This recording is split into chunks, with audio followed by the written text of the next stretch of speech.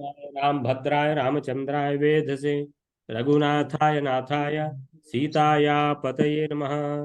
व्यासाय भवनाशाय श्रीशाय गुणराशये हृद्याय शुद्ध विद्याय मध्वाय च नमो नमः। अलं बलं ते जगतोऽखिलाध्वरं परोऽसि नारायण एव नान्यथा। विसर्जयस्वेह शरं तपोमये महासुरे लोकमये वराद्विभोः। अलं बलं ते जगतो अखिलात् वरं जगतः अखिलात् वरं परोऽसि नारायण एव न अन्यथा। विसर्जयस्व इह शरं तपोमये महासुरे ಲೋಕಮಯೇ ವರಾತ್ ವಿಭೋಹೋ. ಈಗ ಒಂದು ಕತೆ ಹೇಳ್ತಾ ಇದ್ದಾರೆ. ಆ ಮೇಘ ಗರ್ಜನೆಯೊಂದಿಗೆ ಯಾರು ಪರಶುರಾಮ ದೇವರು ಹೇಳ್ತಾ ಇದ್ದಾರೆ ಏನಂತ ಹೇಳಿದ್ರೆ, ಅಲಂಬಲಂತೆ ಅಂತ ಹೇಳಿದ್ರೆ ಶ್ರೀರಾಮಚಂದ್ರ ನೀವು ಭಗವಂತನೇ, ಅಂದ್ರೆ ನಾನು ಹೇಗೋ ಹಾಗೆ ನೀವು ಅಲಂಬಲಂತೆ ಪರಿಪೂರ್ಣವಾದ ಬಲವುಳ್ಳವರು. ಜಗತಃ ಅಖಿಲಾತ್ ವರಂ, ಅಖಿಲಾತ್ ವರಂ ಅಂತ ಹೇಳಿದ್ರೆ ಜಗತ್ತಿನಲ್ಲಿ ಎಲ್ಲರಿಗಿಂತಲೂ, ಅಖಿಲಾತ್ ಎಲ್ಲರಿಗಿಂತಲೂ, ವರಂ ಶ್ರೇಷ್ಠರು. ಅಖಿಲಾತ್ ಅಂತ ಹೇಳಿದ್ರೆ ಲಕ್ಷ್ಮೀ ದೇವಿಯಿಂದಲೂ ಶ್ರೇಷ್ಠರು, ಬ್ರಹ್ಮ ರುದ್ರಾದಿಗಳು ಎಲ್ಲರಿಂದಲೂ ಎಷ್ಟು ಪಾಲು ಶ್ರೇಷ್ಠರು ಅಂತ ಹೇಳಲಿಕ್ಕೆ ಸಾಧ್ಯ ಇಲ್ಲ. ಅಖಿಲಾತ್ ವರಂ ಪರಹ, ಶ್ರೇಷ್ಠ ಮಾತ್ರ ಅಲ್ಲ ಪರಹ ಅಂತ ಹೇಳಿದ್ರೆ ದಿವ್ಯ ರೂಪ ಅಂತ ಹೇಳಿದ್ರೆ ಇಂತಹ ಇನ್ನೊಂದು ಭಗವಂತನಿಗೆ ಸರಿಸಾಟಿ ಇಲ್ಲ, ಭಗವಂತನಿಗಿಂತ ಮಿಗಿಲು ಯಾರು ಇಲ್ಲ ಅಂತ ಹೇಳುವುದೇ ಬೇಡ. ಸೊ ಪರೋ ಅಂದ್ರೆ ಪರಹ ಅಸಿ, ಶ್ರೀರಾಮಚಂದ್ರ ದೇವರೇ ಎಲ್ರಿಗೂ ಗೊತ್ತಾಯ್ತು ಈಗ ಅಂತ ಹೇಳಿದ್ರೆ ಶ್ರೀರಾಮಚಂದ್ರ ಅಂತ ಹೇಳಿದ್ರೆ ದಶರಥನ ಮಗ, ಕೋಶಲ ದೇಶದ ರಾಜನ ಮಗ, ರಾಜಕುಮಾರ ಅಷ್ಟು ಮಾತ್ರ ಅಲ್ಲ, ಬಹಳಷ್ಟು ಇದೆ ಈ ಶ್ರೀರಾಮಚಂದ್ರ ಅಂತ ಹೇಳಿದ್ರೆ. ನಾರಾಯಣ ಏವ ನ ಅನ್ಯಥಾ ಅಂತ ಹೇಳಿದ್ರೆ ಸ್ವಯಂ ನಾರಾಯಣನೇ ದಶರಥನ ಮಗನಾಗಿ ಅವತಾರ ಎತ್ತಿದ್ದು. ಪರೋ ಅಸಿ, ನೀವು ಅಂತ ಎಲ್ಲರಿಗಿಂತಲೂ ಶ್ರೇಷ್ಠರಾಗಿದ್ದೀರಿ. ತ್ವಂ ಪರ ಅಸಿ ನಾರಾಯಣನೇವ, ತ್ವಂ ನಾರಾಯಣಯವ, ನೀವು ಶ್ರೀಮನ್ನಾರಾಯಣನೇ. ನಾ ಅನ್ಯಥಾ ಅಂತ ಹೇಳಿದ್ರೆ ನಿಮ್ಮ ಎದುರು ಇನ್ಯಾರೂ ಇಲ್ಲ, ಅಂದ್ರೆ ಬೇರೆ ಬೇರೆ ಯಾವ ಸಂದೇಹ ಯಾವುದೂ ಇಲ್ಲ. ಎಲ್ಲ ಈಗ ಸಂದೇಹ ದೂರ ಆಗಿ ಹೋಯ್ತು, ಅದಕ್ಕೋಸ್ಕರ ನಾನು ಬಂದದ್ದು, ಆ ಕೆಲಸ ಆಯಿತು. ಈಗ ಒಂದು ಕೆಲಸ ನಿಮಗೆ ಗುರುತರವಾದ ಕೆಲಸ ಇದೆ. ಏನದು? ವಿಸರ್ಜಯಸ್ವ ಅಂತ ಹೇಳಿದ್ರೆ ಇಹ ಶರಂ ತಪೋಮಯೇ ಮಹಾಸುರೇ ಲೋಕಮಯೇ ವರಾತ್ ವಿಭೋಹೋ. ದೊಡ್ಡ ಕಥೆ ಇದು. ಏನಿದು? ವಿಸರ್ಜಯ, ವಿಸರ್ಜಯಸ್ವ. ನೀವೀಗ ಬಾಣವನ್ನು ಹೂಡಿ ರೆಡಿಯಾಗಿದ್ದೀರಿ ಶ್ರೀರಾಮಚಂದ್ರ ದೇವರೇ. ಈಗ ನೀವು ಬಾಣವನ್ನು ಬಿಡಬೇಕು. ಎಲ್ಲಿಗೆ? ನನ್ನ ಹೊಟ್ಟೆಯಲ್ಲಿ. ಇಹ ನನ್ನ ಹೊಟ್ಟೆಯಲ್ಲಿ, ಯಾರು ಅಂದ್ರೆ ಪರಶುರಾಮ ದೇವರು ಹೇಳುದು, ನನ್ನ ಹೊಟ್ಟೆಯಲ್ಲಿ ಶರಂ ವಿಸರ್ಜಯಸ್ವ, ಬಿಡಿ ಬಾಣವನ್ನು. ಅರೆ, ಎಲ್ರೂ ಗಾಬರಿ, ಇದೆಂತದ್ದು ಹೇಳ್ತಾ ಇದ್ದಾರೆ ಅಂತ. ತಪೋಮಯೇ ಮಹಾಸುರೇ ಲೋಕಮಯೇ ವರಾತ್ ವಿಭೋಹೋ. ವರಾತ್ ವಿಭೋಹೋ, ವರಾತ್ ಅಂತ ಹೇಳಿದ್ರೆ ವರದಿಂದ. ಯಾರ ವರದಿಂದ? ವಿಭೋಹೋ, ಬ್ರಹ್ಮದೇವರ ವರದಿಂದ. ಏನು, ಯಾರಿದ್ದಾರೆ ಇಲ್ಲಿ ನನ್ನ ಹೊಟ್ಟೆಯಲ್ಲಿ? ಒಬ್ಬ ಮಹಾಸುರೇ ಅಂದ್ರೆ ದೊಡ್ಡ ಒಬ್ಬ ರಾಕ್ಷಸ ಇದ್ದಾನೆ ನನ್ನ ಹೊಟ್ಟೆಯಲ್ಲಿ. ಅಯ್ಯಯ್ಯೋ, ನಿಮ್ಮ ಹೊಟ್ಟೆಯಲ್ಲಿ ರಾಕ್ಷಸನಿದ್ದಾನ? ಮಹಾಸುರೇ ಲೋಕಮಯೇ ಅಂತ ಹೇಳಿದ್ರೆ ಭಗವಂತನ ಹೊಟ್ಟೆ ಸೇರಿದ್ದಾನೆ ಅವನು ಅಂತ ಹೇಳಿದ್ರೆ ನೀವು ಆಲೋಚನೆ ಮಾಡಿ. ಅವನು ಲೋಕಮಯೇ ಅಂತ ಹೇಳಿದ್ರೆ ಇಡೀ ಲೋಕವನ್ನು ವ್ಯಾಪ್ತಿ ಮಾಡಿದ್ದಾನೆ. ಹೇಗೆ ಭಗವಂತ ಇಡೀ ಲೋಕವನ್ನು ವ್ಯಾಪ್ತಿ ಮಾಡಿದ್ದಾನೋ ಈ ಮಹಾಸುರ ಅಂತ ಹೇಳಿದ್ರೆ ಭಗವಂತನ ಹೊಟ್ಟೆಯಲ್ಲಿರುವ ಕಾರಣ ಇಡೀ ಲೋಕವನ್ನು ಅವನು ವ್ಯಾಪ್ತಿ ಮಾಡಿದ್ದಾನೆ. ಮತ್ತೆ ತಪೋಮಯಿ, ಇನ್ನೂ ತಪಸ್ಸು ಮಾಡ್ತಾ ಇದ್ದಾನೆ, ಇನ್ನೇನು ವರ ಕೇಳ್ತಾನೋ ಗೊತ್ತಿಲ್ಲ. ತಪೋಮಯಿ. ಸೊ ತಪೋಮಯೇ ಅಂತ ಹೇಳಿದ್ರೆ ಪ್ರಧಾನವಾಗಿ ತಪಸ್ಸೇ ಪ್ರಧಾನವಾಗಿ ಉಳ್ಳ ಅಂತ ಹೇಳಿದ್ರೆ ರಾಕ್ಷಸ ತಪಸ್ಸು ಮಾಡೋದು ಅಂತ ಹೇಳಿದ್ರೆ ಏನಾದ್ರೂ ಕೇಳಲಿಕ್ಕೋಸ್ಕರನೇ ತಪಸ್ಸು ಮಾಡೋದು. ನಿಷ್ಕಾಮ ಕರ್ಮ, ಭಗವಂತನ ಪ್ರೀತಿಗೋಸ್ಕರ ಕೆಲಸ ಮಾಡುದು, ಅದು ರಾಕ್ಷಸರ ಡಿಕ್ಷನರಿಯಲ್ಲಿ ಇಲ್ಲ. ಆದ್ದರಿಂದ ಅವರಿಗೆ ಎಂದೂ ಮೋಕ್ಷ ಸಿಗುವುದಿಲ್ಲ ಅವರಿಗೆ. ಅಂತ ಹೇಳಿದ್ರೆ ನಾವು ಯಾವಾಗ ನಮ್ಮ ಹಿತದೃಷ್ಟಿ ಬಿಟ್ಟು ಇನ್ನು ಉಳಿದವರ ಹಿತದೃಷ್ಟಿಯನ್ನು ಯಾವಾಗ ನೋಡ್ತೇವೋ ಆಗ ಮಾತ್ರ ಮೋಕ್ಷಕ್ಕೆ ಸ್ವಲ್ಪ ನಮಗೆ ಅರ್ಹತೆ ಬರ್ತದೆ. ನಮ್ದೇ ನೋಡ್ಕೊಂಡ್ರೆ ನಮ್ಗೆ ಮೋಕ್ಷದ ಅರ್ಹತೆ ಎಂದೂ ಬರುವುದಿಲ್ಲ. ಸೊ ಆ ರೀತಿಯಲ್ಲಿ ಈ ರಾಕ್ಷಸರು ಅವರದ್ದನ್ನೇ ನೋಡಿಕೊಳ್ಳುದು. ಅವರಿಗೆ ವರ ಬೇಕು, ಅವರಿಗೆ ನಾನು ಸಾಯಬಾರದು, ನಾನು ಯಾರ ಹತ್ರ ಸಿಕ್ಕಿ ಬೀಳಬಾರದು, ಇದೇ ತರ ಅಂದ್ರೆ ಅವರದ್ದು ಏನಾದ್ರು ಅವರಿಗೆ ಸಂದೇಹ ಬಂದ್ರೆ ಈ ತರ ಒಂದು ತೊಂದರೆ ಆಗ್ಬಹುದು ಅಂತ, ಆ ತೊಂದರೆಯ ನಿವಾರಣೆಗೆ ಏನು ಈ ವರವನ್ನು ಕೇಳಿ ಅಂದ್ರೆ ಅವರ ಇದನ್ನ ಪಟ್ಟಭದ್ರ ಹಿತಾಸಕ್ತಿಯನ್ನ ಭದ್ರ ಮಾಡ್ಕೊಳ್ತಾರೆ. ಅಂತ ಹೇಳಿದ್ರೆ ತಾನು ಎಂದು ಯಾರ ಹತ್ರನೂ ಸಾಯಬಾರದು, ಎಲ್ಲೂ ಸಿಕ್ಬೀಳ್ಬಾರ್ದು, ಎಲ್ಲಿಯೂ ನನಗೆ ಅವಮಾನ ಆಗಬಾರದು. ಅಂದ್ರೆ ಮಾಡದಿದ್ದದು ಮಾಡಿದ್ರೆ ಅಪಮಾನ ಆಗಿಯೇ ಆಗ್ತದೆ. ಅದಕ್ಕೋಸ್ಕರ ಯಾರು ನನ್ನನ್ನು ಅವಮಾನ ಮಾಡುವ ಸ್ಥಿತಿಯಲ್ಲಿ ಇರಬಾರದು. ಈ ತರ ಏನೇನೋ ಒಂದು ವರಗಳನ್ನು ಕೇಳುವಂತದ್ದು. ಸೊ ಆಯ್ತಾ. ಸೊ ಈ ರಾಕ್ಷಸ, ಇವನ ಹೆಸರು ಅತುಲ ಅಂತ. ಅಂದ್ರೆ ಇವನಿಗೆ ತುಲ್ಯವೇ ಇಲ್ಲ, ಇವನೊಬ್ಬ ಬಹಳ ದೊಡ್ಡ ರಾಕ್ಷಸ ಇವ. ಈ ರಾಕ್ಷಸ ಏನ್ ಮಾಡಿದ ಅಂತ ಹೇಳಿದ್ರೆ ಬ್ರಹ್ಮದೇವರ ಹತ್ರ ತಪಸ್ಸು ಮಾಡಿಬಿಟ್ಟು ನಾನು ಭಗವಂತನ ಹೊಟ್ಟೆಯಲ್ಲಿ ಇರ್ತೇನೆ, ನಾನು ಸಾಯಬಾರದು ಅಂದ್ರೆ ಬ್ರಹ್ಮದಿಂದ ಕೇಳಿದ್ದು ಅವನು ಹೊಟ್ಟೆಯಲ್ಲಿ ಇರ್ತೇನೆ ಅಂತಲ್ಲ, ತಾನು ಸಾಯಬಾರದು ಬ್ರಹ್ಮದೇವರೇ. ಅದಕ್ಕೆ ಬ್ರಹ್ಮದೇವರು ಹೇಳಿದ್ರು, ಹೌದು ಅಂದ್ರೆ ಕಂಡೀಷನ್ಸ್ ಅಪ್ಲೈ, ನಿನಗೆ ನಾನು ವರ ಕೊಡ್ತೇನೆ, ಏನು ನೀನು ಸಾಯುವುದಿಲ್ಲ, ಆದ್ರೆ ಕೆಳಗಿಂದ ಒಂದು ಚುಕ್ಕೆ ಹಾಕಿ ಹೇಳಿದ್ರು ಕಂಡೀಷನ್ಸ್ ಅಪ್ಲೈ, ಅದೊಂದು ಉಂಟು ಈಗ. ಏನದು ಅಂತ ಹೇಳಿದ್ರೆ ಯಾವಾಗ ಅಂತ ಹೇಳಿದ್ರೆ ಭಗವಂತನ ಹೊಟ್ಟೆಯಲ್ಲಿ ಇದ್ದು ತಾನು ಸಾಯಬಾರದು, ಸರಿ ತಾನು ತಪಸ್ಸು ಮಾಡಿಕೊಂಡಿರ್ತೇನೆ, ತಾನು ಇಡೀ ಲೋಕ ವ್ಯಾಪ್ತಿಯಾಗಿರ್ತೇನೆ, ಎಲ್ಲದಕ್ಕೂ ಹಾ ಅಂತ ಹೇಳಿಬಿಟ್ಟು ಹೇಳಿದ್ರು. ಒಂದು ವೇಳೆ ಈ ಭಗವಂತನಿಗೆ ಯಾವತ್ತಾದ್ರೂ ಸೋಲಾದರೆ ಆ ದಿವಸದ ಗ್ಯಾರಂಟಿ ಇಲ್ಲ.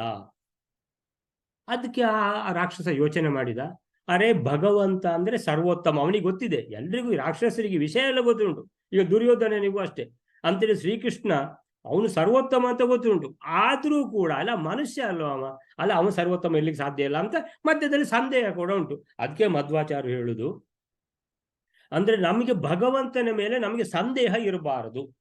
ಅದಕ್ಕೋಸ್ಕರನೇ ಹೇಳುದು, ಇಲ್ಲ ಇದೊಂದು ಕೆಲಸ ಆದರೆ ನಾನು ನಿಮಗೆ ಚಿನ್ನದ ಪಲ್ಲಕ್ಕಿ ಸೇವೆ ಕೊಡ್ತೇನೆ, ಆ ತರ ಹೇಳಬಾರ್ದು ಅಂತ ಹೇಳುದು. ಅದಕ್ಕೆ ಅಂತ ಹೇಳಿದ್ರೆ ಭಗವಂತನ ಅಂತ ಹೇಳಿದ್ರೆ ಆ ಕೆಲಸ ಆಗದಿದ್ರೆ ಭಗವಂತನಿಗೆ ಆ ಸೇವೆ ಇಲ್ಲ ಅಂತ ಹೇಳಿದಾಗ ಆಯ್ತಲ್ಲ. ಆ ತರ ನಾವು ಮಾಡಬಾರ್ದು ಅಂತಂದ್ರೆ ನಾವು ಭಗವಂತನನ್ನು ಸಂದೇಹ ಮಾಡಿದಾಗ ಆಯ್ತು. ಅದಕ್ಕೆ ಏನಂತ ಹೇಳಿದ್ರೆ ಭಗವಂತ ನಂದೊಂದು ಈ ರೀತಿ ಒಂದು ಏನೋ ಒಂದು ನಂದು ಒಂದು ಯಾಚನೆ ಇದೆ, ಬೇಡಿಕೆ ಇದೆ, ಬೇಡಿಕೊಳ್ತಾ ಇದ್ದೇನೆ ಭಕ್ತಿಯಿಂದ, ಅಂದ್ರೆ ಈ ಸೇವೆ ನಾನು ಮಾಡ್ತೇನೆ, ನನ್ನ ಒಂದು ಇದನ್ನು ಈಡೇರಿಸು ಅಂತ ಈ ತರ ಪ್ರಾರ್ಥನೆ ಮುಖಾಂತರ ಹೇಳ್ಬೇಕಷ್ಟೇ ವಿನಃ ನನಗೆ ಈ ಕೆಲಸ ಆದರೆ ನಾನು ಈ ಚಿನ್ನದ ಪಲಕಿಗೆ ಸೇವೆ ಕೊಡ್ತೇನೆ ಅಥವಾ ನಿಮ್ಗೆ ಬೆಳ್ಳಿ ರಥೋತ್ಸವ ಮಾಡಿಸ್ತೇನೆ ಅದೆಲ್ಲ ಆ ರೀತಿ ಹೇಳಬಾರದು ಅಂತ ಹೇಳುವಂತಹ ಅದರ ಉದ್ದೇಶ ಇದೆ. ಏನಂತ ಹೇಳಿದ್ರೆ ಭಗವಂತನಲ್ಲಿ ನೀವು ಹಾಗಾದ್ರೆ ಸಂದೇಹ ಮಾಡ್ತೀರಾ, ಭಗವಂತನ ಶಕ್ತಿಯ ಮೇಲೆ ಸಂದೇಹ ಮಾಡ್ತೀರಾ ಅಂದ್ರೆ ಇಲ್ಲ ಅಂತ ಅದಕ್ಕೆ ಆನ್ಸರ್ ಬರ್ಬೇಕು. ಸೊ ಅದಕ್ಕೋಸ್ಕರ ಬ್ರಹ್ಮದೇವರು ಏನ್ ಹೇಳಿದ್ರು, ಭಗವಂತ ಯಾವತ್ತಾದ್ರೂ ಸೋತ್ರೆ ಆ ದಿವಸ ಅವಧ್ಯತ್ವ ಇಲ್ಲ ಅಂತ. ಈಗ ಪರಶುರಾಮ ದೇವರಿಗೆ ಯಾರು ಸಿಕ್ಕಿದ್ದಾರೆ, ಇನ್ನೊಬ್ಬ ಭಗವಂತನ ಇನ್ನೊಂದು ರೂಪ ಸಿಕ್ಕಿದ್ದಾರೆ, ಶ್ರೀರಾಮಚಂದ್ರ. ಈಗ ಪರಶುರಾಮ ದೇವರು ಆಚರಣೆ ಮಾಡ್ತಾರೆ, ಇವತ್ತು ನಾನು ಸೋಲಬೇಕು, ಇವತ್ತು ನಾನು ಸೋತರೆ ಆಗ್ತದೆ, ಇವ ಹೊಟ್ಟೆಯಲ್ಲಿದ್ದವ ಇವ ಸಾಯ್ತಾನೆ. ಅದಕ್ಕೋಸ್ಕರ ಏನು ಮಾಡಿದ್ರು, ವೈಷ್ಣವ ಧನುಸ್ಸನ್ನು ತೆಗೆದು ಶ್ರೀರಾಮಚಂದ್ರ ದೇವರಿಗೆ ಕೊಟ್ಬಿಟ್ರು, ವೈಷ್ಣವ ಧನುಸ್ಸನ್ನು ನೀವು ಹಿಡ್ಕೊಳ್ಳಿ. ಸೊ ಅಂತ ಹೇಳಿದ್ರೆ ಈ ರಾಕ್ಷಸ ಎಲ್ಲ ಒಳಗಿಂದ ಕೇಳ್ತಾ ಇದ್ದಾನೆ, ಅಯ್ಯೋ ವೈಷ್ಣವ ಧನುಸ್ಸನ್ನು ಶ್ರೀರಾಮಚಂದ್ರ ದೇವರಿಗೆ ಕೊಟ್ಟು ಬಿಟ್ರು, ಶ್ರೀರಾಮಚಂದ್ರ ದೇವರು ಕೂಡ ಸರ್ವೋತ್ತಮ ಅಂತ ಹೇಳಿದ ಕೂಡಲೇ ರಾಕ್ಷಸನಿಗೆ ಪುಕ್ಮುಖ ಆಗ್ಲಿ ಶುರುವಾಯಿತು. ಓ ಅಂತ ಹೇಳಿದ್ರೆ ನಾನು ಯಾರ ಹೊಟ್ಟೆಯಲ್ಲಿದ್ದೇನೋ ಈ ಪರಶುರಾಮ ಅಂತ ಹೇಳಿದ್ರೆ ಇವರು ಸೋಲ್ತಾರ ಏನ? ವೈಷ್ಣವ ಧನುಸ್ಸು ಈಗ ಎರಡೂ ಭಗವಂತನದ್ದೇ ರೂಪ. ಪರಶುರಾಮ ರೂಪವು ಭಗವಂತನದ್ದೇ, ಶ್ರೀರಾಮಚಂದ್ರನ ಕೂಡ ಭಗವಂತನದ್ದೇ ರೂಪ. ಆದರೆ ಪರಶುರಾಮ ತನ್ನಲ್ಲಿರುವಂತಹ ವೈಷ್ಣವ ಧನುಸ್ಸನ್ನು ಶ್ರೀರಾಮಚಂದ್ರನಿಗೆ ಕೊಟ್ಟು ಬಿಟ್ಟು ಅಂತ ಹೇಳಿದ್ರೆ, ಈಗ ಆ ಧನುಸ್ಸು ಯಾರ ಹತ್ರ ಇರೋದು? ಧನುಸ್ಸು ಇರುವುದು ಶ್ರೀರಾಮಚಂದ್ರನ ಹತ್ರ. ಹಾಗಾದ್ರೆ ತನಗೆ ಏನು ಸೇಫ್ಟಿ ಅಂತ ಹೇಳಿದ್ರೆ, ಇವತ್ತು ಹಾಗಾದ್ರೆ ಎರಡು ರೂಪಗಳಲ್ಲಿ ಯಾವ ರೂಪ ಮಿಗಿಲು ಅಂತ ಹೇಳಿದ್ರೆ, ಯಾರ ಹತ್ರ ಧನುಸ್ಸು ಇದೆಯೋ, ಯಾರು ಬಾಣ ಬಿಡ್ತಾರೋ ಅವರೇ ಅಲ್ವಾ ಗೆಲ್ಲಬೇಕು ಅಂತ ಹೇಳಿದ್ರೆ ಇವನಿಗೆ ಸ್ವಲ್ಪ ಏನಾಯ್ತು, ಯೋಚನೆ ಮಾಡ್ಲಿಕ್ಕೆ ಶುರು ಮಾಡಿದ ಅಂತ ಅಲ್ಲಿಗೆ ಈ 54ನೇ ಶ್ಲೋಕಕ್ಕೆ ಏನ್ ಹೇಳ್ತಾರೆ ಅಂತ ಹೇಳಿದ್ರೆ, 54ನೇ ಶ್ಲೋಕ, ಎಲ್ಲಾ ಜಗತ್ತಿಗಿಂತ ಶ್ರೇಷ್ಠನಾದ ನಿನ್ನ ಬಲವು ಪೂರ್ಣವಾಗಿದೆ, ಅಖಿಲ ಅಲಂಬಲಂ. ಅಲಂಬಲ ಅಂತ ಹೇಳಿದ್ರೆ ನನಗೆ ಸಾಕಷ್ಟು ಬಲ ಇದೆ ಅಂತ, ಇನ್ನು ಬಲ ಬೇಕು ಅಂತ ಅನ್ನುವ ಪ್ರಶ್ನೆ ಇಲ್ಲ, ಅಷ್ಟು ಬಲ ಇದೆ. ಅಲಂಬಲಂ ಸಾಕಷ್ಟು ಬಲ ಅಂತ ಹೇಳಿದ್ರೆ ಎಷ್ಟು ಬಲ ಅಂತ ಲೆಕ್ಕ. ಜಗತಃ ಅಖಿಲಾಧ್ವರಂ, ನಿನ್ನ ಬಲವು ಪೂರ್ಣವಾಗಿದೆ. ಯಾರು? ಶ್ರೀರಾಮಚಂದ್ರನಿಗೆ ಯಾರು ಹೇಳುದು? ಪರಶುರಾಮ. ಶ್ರೀರಾಮಚಂದ್ರ, ನೀವು ಸರ್ವೋತ್ತಮನಾದ ನಾರಾಯಣನೇ ರೂಪ, ಜೀವರು ಸಮೂಹ ರೂಪನು ಆಗುವುದಿಲ್ಲ. ನನ್ನ ಈಗ ಏನಂತ ಹೇಳಿದ್ರೆ, ನನ್ನ ಹೊಟ್ಟೆಯಲ್ಲಿ ಒಬ್ಬ ಇದ್ದಾನೆ. ಯಾನು? ತಪಪ್ರಧಾನವಾದ ತಪೋಮಯೇ, ಚತುರ್ಮುಖ ಬ್ರಹ್ಮನ ವರದಿಂದ, ವಿಭೋಹೋ ವರಾತ್. ವಿಭೋಹೋ ಅಂತ ಹೇಳಿದ್ರೆ ಆ ಬ್ರಹ್ಮನ ಷಷ್ಠಿ ವಿಭಕ್ತಿ, ವಿಭುಹು ಅದರ ಷಷ್ಠಿ ವಿಭಕ್ತಿ ವಿಭೋಹೋ. ವಿಭೋಹೋ ವರಾತ್, ಬ್ರಹ್ಮದೇವರ ವರದಿಂದ, ಲೋಕಮಯೇ ಲೋಕ ವ್ಯಾಪ್ತನಾದ, ಆಮೇಲಿಂದ ಇಡೀ ಎಲ್ಲರ ಹೃದಯವನ್ನೂ ಕೂಡ ಹೊಕ್ಕು ಜನರ ಮನಸ್ಸಿಗೆ ಮಾಲಿನ್ಯವನ್ನು ಉಂಟು ಮಾಡುವುದು. ಭಗವಂತ ಎಲ್ಲರ ಹೃದಯಕ್ಕೆ ಹೊಕ್ಕು ಎಲ್ಲರ ಹೃದಯ ಪವಿತ್ರ ಮಾಡ್ತಾನೆ ಭಗವಂತ. ಈ ಅಸುರ ಎಲ್ಲರ ಹೃದಯಕ್ಕೆ ಹೊಕ್ಕು ಎಲ್ಲರ ಹೃದಯವನ್ನು ಮಲಿನ ಮಾಡ್ತಾನೆ, ಮಲದಿಂದ ತುಂಬಿಸ್ತಾನೆ. ಅವನು ಅಂತಹ ಒಬ್ಬ ಮಹಾಸುರ, ಮಹಾರಾಕ್ಷಸ, ಅವನ ಮೇಲೆ ಬಾಣ ಬಿಡು ಅಂತ ಹೇಳ್ತಾ ಇದ್ದಾರೆ. ಯಾರು? ಪರಶುರಾಮ ದೇವರು ಅಂತ ಹೇಳಿದ್ರೆ, ನಿನ್ನ ಬಲವು ಅಂತ ಹೇಳಿದ್ರೆ ಶ್ರೀರಾಮಚಂದ್ರ, ನಿಮ್ಮ ಬಲವು ಸಕಲ ಜಗತ್ತಿಗಿಂತಲೂ ಮಿಗಿಲಾದುದು. ಅಖಿಲಾತ್ ವರಂ ಜಗತಃ, ಪರಿಪೂರ್ಣವಾದುದು. ಅಲಂಬಲಂ, ನೀನು ಸರ್ವೋತ್ತಮನಾದ ನಾರಾಯಣನೇ, ಶ್ರೀಮನ್ನಾರಾಯಣನೇ ಶ್ರೀರಾಮಚಂದ್ರನ ರೂಪ. ಎಲ್ರಿಗೂ ಗೊತ್ತಾಗಲಿ ಅಂತ ಆ ಮೇಘ ಗರ್ಜನೆ ಯಾವ ತರ ಮಾಡ್ತದೆ, ಸಿಡಿಲು, ಆ ತರ ಹೇಳ್ತಾ ಇದ್ದಾರೆ ಎಲ್ಲರೂ ಕೇಳುವ ರೀತಿಯಲ್ಲಿ. ಈಗ ಒಂದು ಕೆಲಸ ಇದೆ ಶ್ರೀರಾಮಚಂದ್ರ, ಏನಂದ್ರೆ ಬ್ರಹ್ಮದೇವರ ವರದಿಂದಾಗಿ, ವರಾತ್ ವಿಭೋಹೋ, ತಪೋಮಯನಾಗಿ, ತಪೋಮಯೇ ಲೋಕಗಳೆಲ್ಲ ವ್ಯಾಪಿಸಿರುವ ಲೋಕಮಯೇ, ಮಹಾಸುರೆ ಒಬ್ಬ ಮಹಾರಾಕ್ಷಸ ನನ್ನ ಹೊಟ್ಟೆಯಲ್ಲಿ ಇದ್ದಾನೆ. ಇಹಂ ಇಹ ಅಂತ ಹೇಳಿದ್ರೆ ಇಲ್ಲಿ ನನ್ನ ಹೊಟ್ಟೆಯಲ್ಲಿದ್ದಾನೆ. ಅವನ ಹೆಸರೇನು? ಅತುಲ ಎಂಬುದು ಆ ಅಸುರನ ಹೆಸರು. ಸೊ ಆದ್ದರಿಂದ ಈಗ ಇಲ್ಲಿ ಬಾಣವನ್ನು ಬಿಡುವುದು ಅಂತ ಹೇಳಿದ್ರೆ, ಧನುಸ್ಸು ಕೊಟ್ಟಿದ್ದೇನೆ, ವೈಷ್ಣವ ಧನುಸ್ಸನ್ನ, ಬಾಣ ಪ್ರಯೋಗಕ್ಕೆ ರೆಡಿಯಾಗಿ ಇದ್ದೀರಿ, ಈಗ ಬಾಣ ಬಿಟ್ಟು ಬಿಡಿ. ಎಲ್ಲಿಗೆ? ನನ್ನ ಹೊಟ್ಟೆಯಲ್ಲಿ. ಯಾಕೆ? ಈ ತರ ಸಂಗತಿ ಇದೆ ಅಂತ ಹೇಳ್ತಾ ಇದ್ದಾರೆ. 54ನೇದು ಮುಗೀತು. 55ನೇ ಶ್ಲೋಕ, ಪುರಾತುಲೋ ನಾಮ ಮಹಾಸುರೋ ಭೂತ್ ವರಾಸತು ಬ್ರಹ್ಮಣ ಆಪಲೋಕತಾಂ ಪುನಶ್ಚ ತಂ ಪ್ರಾಹ ಜಗದ್ಗುರುರ್ಯದಾ ಹರಿರ್ಜಿತ ಸ್ಯಾತ್ ಹಿ ತದೈವ ವಧ್ಯಸೆ. ಪುರ ಅತುಲೋ ನಾಮ, ಪುರ ಮೊದಲು, ಪುರ ಅತುಲೋ ನಾಮ ಅಂದ್ರೆ ಅತುಲ ಎನ್ನುವ ಹೆಸರಿನ ಮಹಾಸುರೋಭೂತ್ ಒಬ್ಬ ಮಹಾಸುರನಿದ್ದ. ವರಾತ್ ಸತು ಬ್ರಹ್ಮಣ ಅಂತ ಹೇಳಿದ್ರೆ ಬ್ರಹ್ಮದೇವರ ವರದಿಂದ, ವರಾತ್ ಸಹ ಅವನು, ತು ಏನಾಯ್ತು? ಬ್ರಹ್ಮದೇವರು ವರ ಕೊಟ್ಬಿಟ್ರು, ಏನು ಯೋಚನೆ ಮಾಡೋದೇ ಇಲ್ಲ, ಕೊಟ್ಬಿಡ್ತಾರೆ. ಬ್ರಹ್ಮಣ ವರಾತ್ ಸಹ ತು ಅಂದ್ರೆ ಸ್ವಲ್ಪ ಈ ಬ್ರಹ್ಮದೇವರು ನೋಡ್ಕೊಳ್ಳುದಿಲ್ಲ, ಆಪ ಲೋಕತಾಂ.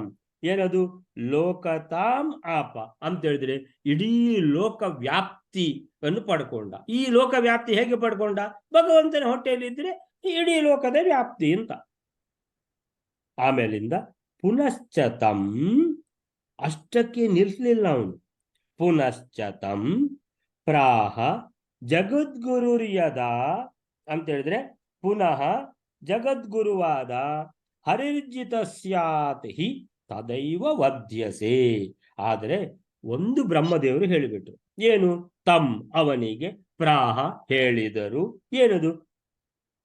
ಜಗದ್ಗುರುರ್ ಯದ ಅಂತ ಹೇಳಿದ್ರೆ ಪ್ರಾಹ ಜಗದ್ಗುರು ಅಂತ ಹೇಳಿದ್ರೆ, ಜಗದ್ಗುರು ಅಂದ್ರೆ ಇದು ಬ್ರಹ್ಮದೇವರಿಗೆ ಹೇಳುವಂತದ್ದು. ಸೊ ಬ್ರಹ್ಮದೇವರು ಹೇಳಿದ್ರು ಯದಾ ಹರಿರ್ಜಿತಃ. ಜಿತಃ ಅಂದ್ರೆ ಅಂತ ಹೇಳಿದ್ರೆ ಸೋಲಿಸಲ್ಪಡುವಂತದ್ದು, ಗೆಲ್ಲಲ್ಪಡುದು ಅಂತ ಹೇಳಿದ್ರೆ. ಜಿತಃ ಅಂತ ಬಂದ್ರೆ ಇವರು ಹರಿರ್ಜಿತ ಅಂದ್ರೆ ಹರಿ ಗೆಲ್ಲುದು ಅಂತಲ್ಲ. ಜಿತಃ ಅಂತ ಹೇಳಿದ್ರೆ ಹರಿಗೆ ಹೆಸರು ಅಜಿತಃ ಅಂತ. ಇದು ಜಿತಃ ಅಂದ್ರೆ ಇನ್ನು ಯಾರಾದ್ರೂ ಗೆಲ್ಲುದು ಹರಿಯ ಎದುರುಗಡೆ. ಸೊ ಹರಿರ್ಜಿತಃ ಸ್ಯಾತ್ ಅಂದ್ರೆ ಯಾವ ದಿವಸ ಭಗವಂತ ಸೋಲ್ತಾನೋ ಹಿ ತದೈವ ವಧ್ಯಸೆ, ಆ ದಿವಸದ ಗ್ಯಾರಂಟಿ ಇಲ್ಲ. 5 ಗ್ಯಾರಂಟಿ ಇದ್ರು ಈ ಗ್ಯಾರಂಟಿ ಇಲ್ಲ ಅಂತಾರೆ. ಏನಂತ ಹೇಳಿದ್ರೆ ತದೈವ ವಧ್ಯಸೆ ಅಂತ ಹೇಳಿದ್ರೆ ಆ ದಿವಸ ಮಾತ್ರ ಸತ್ತೋಗ್ತೀವಿ. ಹರಿರ್ಜಿತ ಸ್ಯಾತ್ ಹಿ ತದೈವ ವಧ್ಯಸೆ, ಆ ದಿವಸ ವಧ್ಯಸೆ ಕೊಲ್ಲಲ್ಪಡುತ್ತೀಯ. ಅತುಲ ಯೋಚನೆ ಮಾಡಿದ, ಭಗವಂತ ಒಂದು ಸೋಲುದು ಅಂತ ಉಂಟ? ಇಲ್ವೇ ಇಲ್ಲ. ಕದಾಪಿ ನಹಿ, ಇಲ್ವೇ ಇಲ್ಲ. ಭಗವಂತ ಸೋಲುದಂತಿಲ್ಲ. ಯಾಕಂದ್ರೆ ಸರ್ವೋತ್ತಮ ಭಗವಂತ, ಅವನಿಗೆ ಅದು ಗೊತ್ತಿಲ್ಲ. ಭಗವಂತಂದು ತುಂಬಾ ರೂಪಗಳುಂಟು. ಬೇಕಾದಾಗ ಭಗವಂತ ಹೊಸ ಹೊಸ ಅವತಾರಗಳನ್ನು ಎತ್ತಿ ಬರ್ತಾನೆ ಅನ್ನುವಂಥದ್ದು ಅವನ ತಲೆಗೆ ಹೊಳಿಲಿಲ್ಲ. ಅದಕ್ಕೆ ವಿಷ್ಣು ಸರ್ವೋತ್ತಮ ಅಂತ ಹೇಳುದು. ಅಂತ ಹೇಳಿದ್ರೆ ಯಾರ ತಲೆಗೂ ಹೊಳೆಯದಿದ್ದದ್ದು ಆ ಭಗವಂತನ ತಲೆಗೆ ಹೊಳಿತದೆ. ಸೊ ಏನಾಯಿತು ಅಂತ ಹೇಳಿದ್ರೆ ಹರಿರ್ಜಿತ ಸ್ಯಾತ್ ತದೈವ ವಧ್ಯಸೆ, ಯಾವ ದಿವಸ ಭಗವಂತ ಸೋಲಲ್ಪಡುತ್ತಾನೋ ಆ ದಿವಸ ಕೊಲ್ಲಲ್ಪಡುತ್ತೀಯ. ಅತುಲ ಏನು ಯೋಚನೆ ಮಾಡಲಿಲ್ಲ, ಹಾ ಅಂತ ಹೇಳಿಬಿಟ್ಟಿದ್ದಾನೆ. ಯಾಕೆ? ಭಗವಂತ ಯಾವತ್ತೂ ಸೋಲುದಂತಲೇ ಇಲ್ಲ, ಸುಮ್ಮನೆ ನನಗೆ ಹೆದರಿಸ್ತಾರೆ ಅಂತ.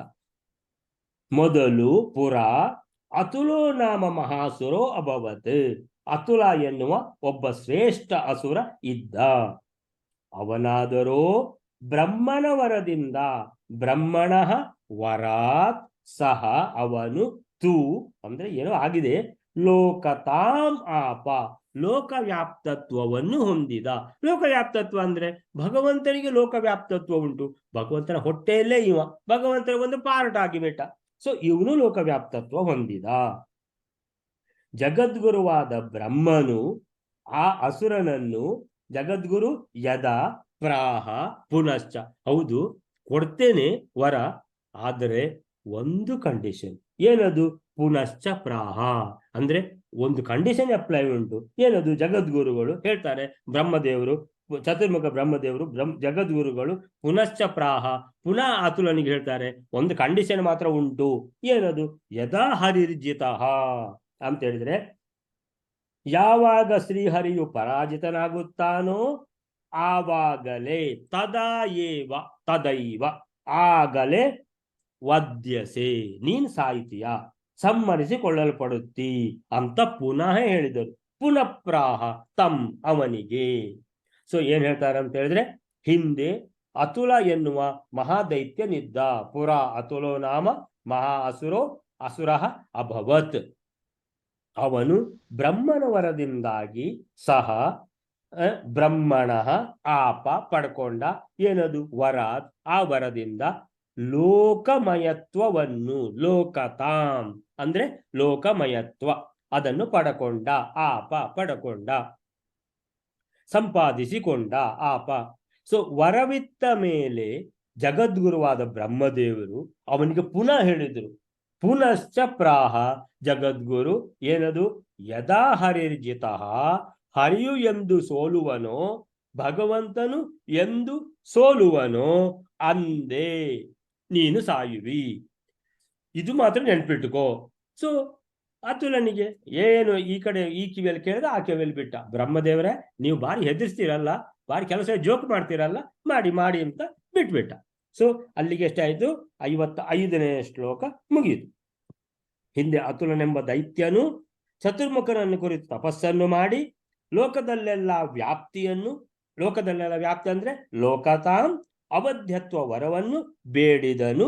ಬ್ರಹ್ಮದೇವರು ಅವಧ್ಯತ್ವ ವರವನ್ನು ನೀಡಲಿಲ್ಲ ಅಂದ್ರೆ ಕೊಟ್ರು, ಆದ್ರೆ ಒಂದು ಕಂಡೀಷನ್ ಹಾಕಿ ಕೊಟ್ರು. ಏನಂದ್ರೆ ಹರಿಯು ಪರಾಜಿತನಾದರೆ ಮರಣ ತಪ್ಪದು ಎಂದು ಹೇಳಿದರು. ಒಂದು ಕಂಡೀಷನ್ ನೆನ್ಪಿಟ್ಕೋ. ಪರಶುರಾಮನ ಹೊಟ್ಟೆಯಲ್ಲಿ ಈ ಅತುಲ ಆಸರೆ ಪಡೆದನು. ಪರಶುರಾಮನಿಗೆ ಅಪಜಯ ಇಲ್ಲ, ತನಗೂ ಮರಣ ಇಲ್ಲ ಅಂತ ಅವನ ನಂಬಿಕೆಯಾಗಿತ್ತು. ಅಲ್ಲಿಗೆ 55ನೇ ಶ್ಲೋಕ ಮುಗಿತು. 56ನೇ ಶ್ಲೋಕ. ಅತೋವಧಾರ್ಥಂ ಜಗದಂತಕಸ್ಯ ಸರ್ವಾಜಿತೋಹಂ ಜಿತವತ್ವ್ಯವಸ್ಥಿತಃ ಇತೀರಿತೆ ಲೋಕಮಯೇ ಸರಾಘವೋ ಮುಮೋಚ ಬಾಣಂ ಜಗದಂತಕೆ ಸುರೇ. ಅತೋ ಅತಃ ವಧಾರ್ಥಂ ಜಗದಂತಕಸ್ಯ, ಈ ರಾಕ್ಷಸ ಭಗವಂತನ ಹೊಟ್ಟೆಯಲ್ಲಿ ಆಶ್ರಯ ಪಡ್ಕೊಂಡಿದ್ದಾನೆ. ಇವನು ಎಂತ ಒಂದು, ಅವನ ಈಗ ಸ್ಟೇಟಸ್ ನೋಡಿದರೆ ಜಗದ್ ಅಂತಕಸ್ಯ, ಜಗತ್ತನ್ನೇ ನಾಶ ಮಾಡಲಿಕ್ಕೆ ಹೊರಟಿದ್ದಾನೆ ಈ ರಾಕ್ಷಸ. ಜಗದಂತಕಸ್ಯ, ಜಗತ್ ಅಂತಕ. ಅಂತಕ ಅಂದ್ರೆ ಅಂತಕನ ದೂತರಿಗೆ ಕಿಂಚಿತ್ತು ಭಯವಿಲ್ಲ. ಅಂತಕ ಅಂದ್ರೆ ಯಮ. ಇವನು ಜಗತ್ ಅಂತಕ ಅಂದ್ರೆ ಇಡೀ ಜಗತ್ತಿಗೆ ಯಮಧರ್ಮನಾಗಿರುವಂತಹ ಈ ರಾಕ್ಷಸ. ಅತಃ ವಧಾರ್ಥಂ, ಅವನನ್ನೀಗ ಕೊಲ್ಲಬೇಕು. ವಧಾರ್ಥಂ ಅಂದ್ರೆ ಯಾವುದು? ಧನಾರ್ಥಂ ಅಂದ್ರೆ ಧನಕ್ಕಾಗಿ, ಧನ ದುಡ್ಡು ಸಂಪಾದನೆಕ್ಕಾಗಿ ಧನಾರ್ಥಂ. ಸೊ ನಮ್ಗೆ ಪ್ರಜಾರ್ಥಂ ಅಂದ್ರೆ ಮಕ್ಕಳನ್ನು ಪಡೆಯಲಿಕ್ಕಾಗಿ. ಇಲ್ಲಿ ಈ ರಾಕ್ಷಸನ ವಧೆ ಆಗಬೇಕು. ವಧಾರ್ಥಂ, ಈ ರಾಕ್ಷಸನ ವಧೆಗಾಗಿ. ಅತಃ ಅಂದ್ರೆ ಈಗ ಯೋಚನೆ ಮಾಡಿ, ಪರಶುರಾಮ ದೇವರು ಕರೆಕ್ಟ್ ಆಗಿ ಒಂದು ಕೆಲಸ ಈಗ ಮಾಡಿಸೇ ಬಿಡ್ತಾರೆ ಶ್ರೀರಾಮಚಂದ್ರ ದೇವರ ಹತ್ರ. ಸರ್ವಾಜಿತೋಹಂ ಅಂತ ಹೇಳಿದ್ರೆ ಈಗ ಇವನು ಯಾರತ್ರೂ ಸಾಯುವುದಿಲ್ಲ ಅಂತ ಕೂತು ಬಿಟ್ಟಿದ್ದಾನೆ. ಸರ್ವ ಅಜಿತೋ ಅಹಂ ಜಿತವತ್ ವ್ಯವಸ್ಥಿತ ಅಂತ ಹೇಳಿದ್ರೆ, ಸರ್ವಾಜಿತೋಹಂ ಜಿತವತ್ ವ್ಯವಸ್ಥಿತ. ಇಲ್ಲ, ಪರಶುರಾಮ ಏನ್ ಹೇಳುದು ಅಂತ ಹೇಳಿದ್ರೆ, ಪರಶುರಾಮ ದೇವರು ಸರ್ವ ಅಜಿತೋಹಂ ಅಂದ್ರೆ ನಾನು ಎಲ್ಲರಿಂದಲೂ, ಅಂದ್ರೆ ನನಗೆ ಸೋಲೆ ಇಲ್ಲ, ಯಾಕಂದ್ರೆ ನಾನು ಭಗವಂತ.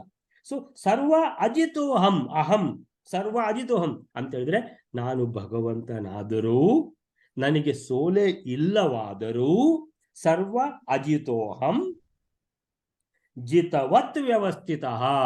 ಎಂತ ವ್ಯವಸ್ಥೆ ಮಾಡಿದ್ದೇನೆ, ಯೋಜನೆ ಮಾಡಿದ್ದೇನೆ ಅಂತ ಹೇಳಿದ್ರೆ ಈಗ ಜಿತವತ್, ಈಗ ನಾನು ಸೋಲ್ತೇನೆ ನಿನ್ನ ಹತ್ರ ಅಂತ ಹೇಳಿದ್ರೆ ನಾನು ಭಗವಂತ, ನೀನು ಭಗವಂತ. ಈ ಭಗವಂತ ಸೋಲ್ತಾ ಇದ್ದಾನೆ, ಪರಶುರಾಮ ಭಗವಂತ ಸೋಲ್ತಾ ಇದ್ದಾನೆ. ವೈಷ್ಣವ ಧನುಸ್ಸನ್ನ ಶ್ರೀರಾಮಚಂದ್ರ ದೇವರಿಗೆ ಕೊಟ್ಟು ಬಿಟ್ಟಿದ್ದು ಅಂತ ಹೇಳಿದ್ರೆ ಶ್ರೀರಾಮಚಂದ್ರನ ಕೈಯಿಂದ ಬಾಣ ಹೊಡೆಸಿ ಪರಶುರಾಮ ಏನು ಅಂದ್ರೆ ವ್ಯವಸ್ಥಿತ ಅಂತ ಹೇಳಿದ್ರೆ ಏನು, ನಾನು ಯೋಜನೆ ಮಾಡಿದ್ದು ಏನಂತ ಹೇಳಿದ್ರೆ ನಾನು ಸೋಲುದು ನೀನು ಗೆಲ್ಲುದು ಅಂತ ಹೇಳಿದ್ರೆ ಭಗವಂತನದೇ ಎರಡು ರೂಪ. ಇದು ನಮ್ಮ ರಾಜ್ಕುಮಾರ್ ಇದು ಮಾಡಿದಾಗ ಆಯ್ತು, ದಾರಿ ತಪ್ಪಿದ ಮಗದಲ್ಲಿ ಒಂದು ಒಳ್ಳೆಯ ರೂಪ ರಾಜ್ಕುಮಾರ್ದು, ಇನ್ನೊಂದು ಏನು ದುಷ್ಟನ ರೂಪ. ಸೊ ಅಂತ ಹೇಳಿದ್ರೆ ಒಬ್ಬರದ್ದೇ ಎರಡು ರೂಪ. ಇಲ್ಲಿ ಅದು ಡಬಲ್ ಆಕ್ಟಿಂಗ್, ಇಲ್ಲಿ ಡಬಲ್ ಆಕ್ಟಿಂಗ್ ಅಲ್ಲ, ಇಲ್ಲಿ ನಿಜವಾಗಿಯೂ ಭಗವಂತನ ಎರಡು ರೂಪಗಳು ಎದುರು ಬದುರು ನಿಂತಿದ್ದಾರೆ ಅಂತ ಹೇಳಿದ್ರೆ ಈ ಭಗವಂತನ ಪರಶುರಾಮ ರೂಪವು ಜಿತವತ್ ಅಂದ್ರೆ ಸೋತ ಹಾಗೆ ವ್ಯವಸ್ಥಿತ ನಟಿಸುತ್ತೇನೆ. ಆಮೇಲೆ ಇತೀರಿತೆ ಲೋಕಮಯೇ ಸರಾಘವೋ ಅಂತ ಹೇಳಿದ್ರೆ ಇಷ್ಟು ಮಾತ್ರ ಅಲ್ಲ, ಏನು ಆ ಒಳಗಿಂದ ಅವನಿಗೆ ಹೇಳಿಬಿಡ್ತಾರೆ. ಯಾರಿಗೆ? ಅತುಲನಿಗೆ. ನೋಡಪ್ಪ, ಈಗ ನೀನು ಸಾಯ್ತೀಯ, ಯಾಕಂತ ಹೇಳಿದ್ರೆ ನಾನು ವೈಷ್ಣವ ಧನುಸ್ಸನಲ್ಲಿ ಕೊಟ್ಟಾಯಿತು, ಈಗ ಗೆಲ್ಲುವುದು ಹೇಗಿದ್ರು ರಾಮಚಂದ್ರ ನಂತರ ಇದು ಧನುಸ್ಸಿಲ್ಲ, ಆದ್ದರಿಂದ ನೀನೀಗ ಸಾಯ್ತೀಯ ಅಂತ ಅದನ್ನು ಹೇಳ್ತಾರೆ. ಅದು ಮುಂದೆ ಬರ್ತದೆ. ಸೊ ಇತೀರಿತೆ, ಇಷ್ಟು ಹೇಳಿ ಅಂದ್ರೆ ನಾನು ಸೋತ ಹಾಗೆ ನಟಿಸ್ತೇನೆ ಅಂತ ಹೇಳಿದ್ರೆ ಈಗ ನೀವು ಗೆಲ್ಲುದು ಇತಿ, ಈ ರೀತಿ ಹೇಳಿ ಲೋಕಮಯೇ ಸ ರಾಘವ ಅಂತ ಹೇಳಿದ್ರೆ, ಸ ರಾಘವ ಅಂತ ಹೇಳಿದ್ರೆ ರಾಮಚಂದ್ರ ದೇವರು, ಸ ರಾಘವ ಲೋಕಮಯೇ, ಆ ರಾಕ್ಷಸನ ಮೇಲೆ, ಲೋಕಮಯ ಅಂತ ಹೇಳಿದ್ರೆ ಇಡೀ ಲೋಕದಲ್ಲಿ ವ್ಯಾಪ್ತಿ ಮಾಡಿ ಲೋಕ ಕಂಟಕನಾಗಿರುವಂತಹ ಆ ಅತುಲ ಅನ್ನುವಂತ ರಾಕ್ಷಸನ ಮೇಲೆ ಮುಮೋಚ ಬಾಣಂ, ಬಾಣವನ್ನ ಹೂಡಿದರು. ಮುಮೋಚ ಜಗದಂತಕೆ ಅಸುರೆ ಅಂದ್ರೆ ಜಗದಂತಕನಾದ ಅಸುರನ ಮೇಲೆ, ಅಸುರನಲ್ಲಿ ಅಂತ ಹೇಳಿದ್ರೆ ಏನ್ ಮಾಡಿದ್ರು, ಬಾಣ ಹೂಡಿದ್ರು. ಎಲ್ಲಿದ್ದಾನೆ ಅಸುರ? ಪರಶುರಾಮ ದೇವರ ಹೊಟ್ಟೆಯಲ್ಲಿದ್ದಾನೆ. ಇಲ್ಲಿ ರಾಮಚಂದ್ರ ದೇವರು ಬಾಣ ರೆಡಿ ಮಾಡಿದ್ದಾರೆ. 56ನೇ ಶ್ಲೋಕ ಏನ್ ಹೇಳ್ತಾರೆ ಅಂತ ಹೇಳಿದ್ರೆ, ಆದ ಕಾರಣ ಜಗತ್ತನ್ನು ನಾಶಪಡಿಸತಕ್ಕ ಅತುಲಾಖ್ಯ ಅಸುರ, ಅತುಲ ಎನ್ನುವಂತಹ ಹೆಸರಿನವನು ಜಗದಂತಕಸ್ಯ, ಅವನ ಸಂಹಾರಕ್ಕಾಗಿ ಅವ ಸಾಯ್ಬೇಕಲ್ವಾ, ಅದಕ್ಕೆ ವದಾರ್ಥಂ ಎಲ್ಲರಿಂದಲೂ ಯಾರಿಂದಲೂ ಪರಾಜಯಿಸಿಕೊಳ್ಳಲ್ಪಡದೆ ಇರುವ ನಾನು ಅಂತ ಹೇಳಿದ್ರೆ, ಇಷ್ಟರ ತನಕ ನನ್ನ ಅವತಾರದಲ್ಲಿ ಯಾರತ್ರ ಆದ್ರೂ ನಾನು ಸೋತಿದ್ದೇನ? ಇಲ್ಲ. ಅಂದ್ರೆ ನಾನು ಅಜಿತ, ಅಂದ್ರೆ ಪರಮಾತ್ಮ ಸೋಲುದಂತ ಇಲ್ಲ. ಅಂತಹ ನಾನು ಅಹಂ ಸರ್ವಾಜಿತೋ ಸರ್ವ ಅಜಿತ ಅಹಂ ಜಿತವತ್, ಸೋತ ಹಾಗೆ ವ್ಯವಸ್ಥಿತ ನಟನೆ ಮಾಡ್ತೇನೆ, ಆ ರೀತಿಯ ಯೋಜನೆ ಮಾಡಿದ್ದೇನೆ, ವ್ಯವಸ್ಥೆ ಮಾಡಿದ್ದೇನೆ ಈಗ ಇತಿ, ಈ ರೀತಿ ಇಷ್ಟು ಹೇಳಿ ಲೋಕಮಯೇ ಸ ರಾಘವೋ ಅಂತ ಹೇಳಿದ್ರೆ ಶ್ರೀರಾಮನು ಸರ್ವಲೋಕಗಳಲ್ಲಿ ವ್ಯಾಪ್ತನಾದ ಜಗತ್ತನ್ನು ನಾಶಪಡಿಸತಕ್ಕ ಅಸುರ, ಜಗದಂತಿಕೆ ಅಸುರೆ, ಅವನ ಮೇಲೆ ಬಾಣವನ್ನು ಬಿಟ್ಟನು. ಅದರ ಮಧ್ಯದಲ್ಲಿ ಮಧ್ವಾಚಾರ್ಯ ಇನ್ನೊಂದು ಹೇಳ್ತಾರೆ ಈಗ. ಸೊ ಹಿಂದೆ ಅತುಲ ಎಂಬ ದೈತ್ಯನಿದ್ದ, ಅದು ಬೇರೆ. ಲೋಕನಾಶಕನಾದ ಆ ದೈತ್ಯನ ವಿನಾಶಕ್ಕೆ ಯಾರಿಗೂ ಸೋಲದ ನಾನು ಸರ್ವ ಅಜಿತ ಅಹಂ ಸೋತಂತೆ ವರ್ತಿಸುತ್ತೇನೆ. ಪರಶುರಾಮರು ಇಂತು ನುಡಿಯಲು ಇತಿ, ಈ ರೀತೇ ಸಹ ಅಂದ್ರೆ ಪರಶುರಾಮ ದೇವರು. ಆವಾಗ ಶ್ರೀರಾಮನು ಜಗನ್ನಾಶಕನಾದ ಜಗದಂತಕ ಅಸುರೆ, ಆ ಅಸುರ ಲೋಕವ್ಯಾಪ್ತನಾದ ಲೋಕಮಯಿ ಲೋಕವ್ಯಾಪ್ತನಾದ ಆ ಅಸುರನ ಮೇಲೆ ಬಾಣಂ ಮುಮೋಚ ಅಂದ್ರೆ ಬಾಣವನ್ನ ಬಿಡ್ತಾರೆ. ಯಾರು? ಶ್ರೀರಾಮದೇವರು ಬಿಡ್ತಾರೆ ಅಂತೇಳಿ ಅಲ್ಲಿಗೆ ಏನಾಗಿದೆ, ಅರ್ಧ ಕತೆ ಮಾತ್ರ ಆಗಿದೆ. ಇನ್ನು ಅರ್ಧ ಕತೆ ಉಂಟು. ಈ ಮಧ್ಯದಲ್ಲಿ ಶಿವದೇವರ ವರ ಕೂಡ ಬರ್ತದೆ. ಅದು ಯಾವ ವರ, ಅದ್ರದ್ದೇನು ಕತೆ ಅಂತ ತಿಳ್ಕೊಂಡು ನೋಡುವ ಅಂತ ಹೇಳಿದ್ರೆ, ಇನ್ನು ಆ ಬಾಣ ಅಲ್ಲಿಂದ ಹೊರಟಿದೆ, ಇನ್ನು ತಲುಪಲಿಲ್ಲ. ತಲುಪುವ ಮೊದಲು ಮಧ್ವಾಚಾರ್ಯರು ಸುಮಾರು ಇನ್ನೂ ಕೆಲವೆಲ್ಲ ಕಥೆಯನ್ನ ಹೇಳ್ತಾರೆ. ಅದೇ ಅಸುರನ ಸಂಹಾರಕ್ಕಾಗಿ ಇರುವಂತಹ ಕಥೆಗಳು. ಅಲ್ಲಿಗೆ ಈಗ ಇಷ್ಟಕ್ಕೆ ನಾವು ನಿಲ್ಲಿಸೋಣ. ಯಾಕಂತ ಹೇಳಿದ್ರೆ ಮುಂದೆ ಹೋದ್ರೆ ಟೈಮ್ ಆಗಿಬಿಡ್ತದೆ. ಸೊ ಶ್ರೀಕೃಷ್ಣಾರ್ಪಣಮಸ್ತು.